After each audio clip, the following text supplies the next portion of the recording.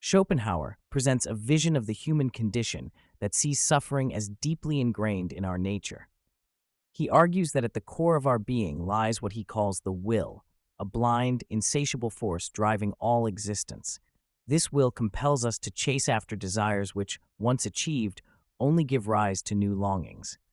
The fulfillment we expect from obtaining something always evaporates as soon as it is attained, replaced by boredom, anxiety, or the next pressing need. This cycle, according to Schopenhauer, makes suffering not an occasional misfortune, but an enduring part of life's structure.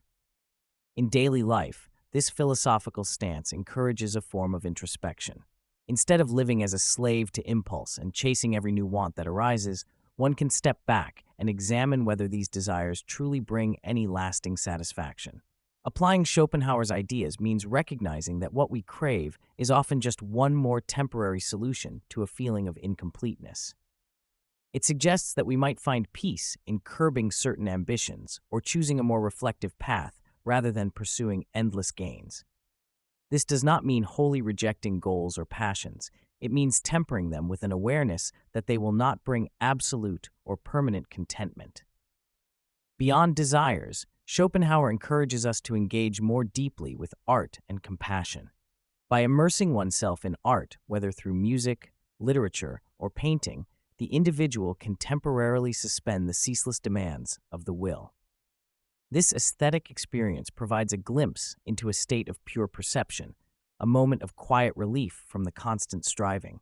Similarly, by understanding the shared nature of suffering, one can develop a sense of compassion and empathy for others. Such compassion, for Schopenhauer, is a profound insight into our common condition, forging a bond that transcends the self and its wants.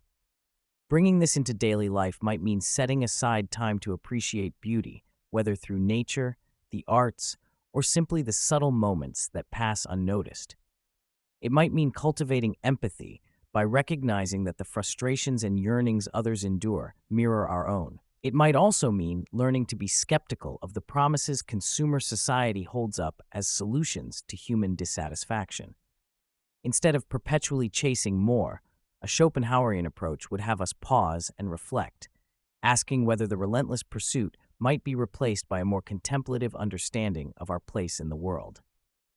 In the end, applying Schopenhauer's insights does not magically remove suffering, but it offers a clearer perspective on why we suffer and how we might handle it with greater composure and less desperation. What arises from this understanding is not despair, but a subtle form of liberation. If we know that no possession, accolade, or craving can permanently quell our inner unrest, we free ourselves from certain illusions and approach life's challenges with a calmer mind. If we acknowledge the universality of this struggle, we open the door to empathy and a shared humanity.